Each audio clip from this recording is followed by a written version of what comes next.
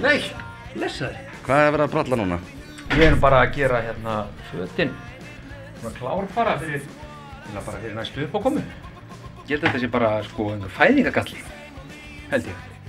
Það bara virðist vera sko, það er eitthvað inn í öxlinni sem að, það er bara ekkert sem að stoppar sko hérna.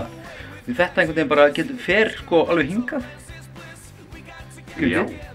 Sko heilsan, ég myndi segja að hún væri bara nokkuð góð, svona með aldur og fyrir störf. Ég hugsa, ég fór að spá þetta, ég gæti nú kannski verið hérna bara eldri sko keppendunum í Eurovision núna.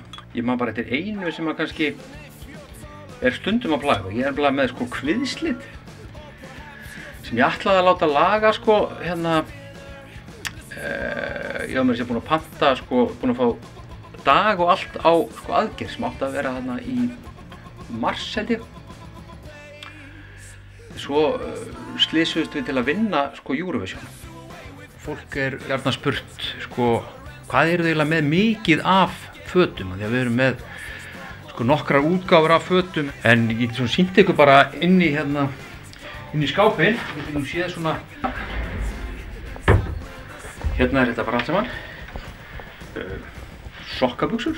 Herðu, þetta kemur á versluninni Körfi. Gollu eða peysu, náttúrulega pollagallinn, sko ullapeysur, matrósafötin. Þriðji kynþáttafyrsti karlmann í Eurovision í ár, hvernig líst þér á það? Ég veit ekki, þetta er náttúrulega bara eitthvað svona glens sko, þetta er svona skemmtilegt, maður tekur svona ekkert sko alvarlega. Ekki brenna fötin.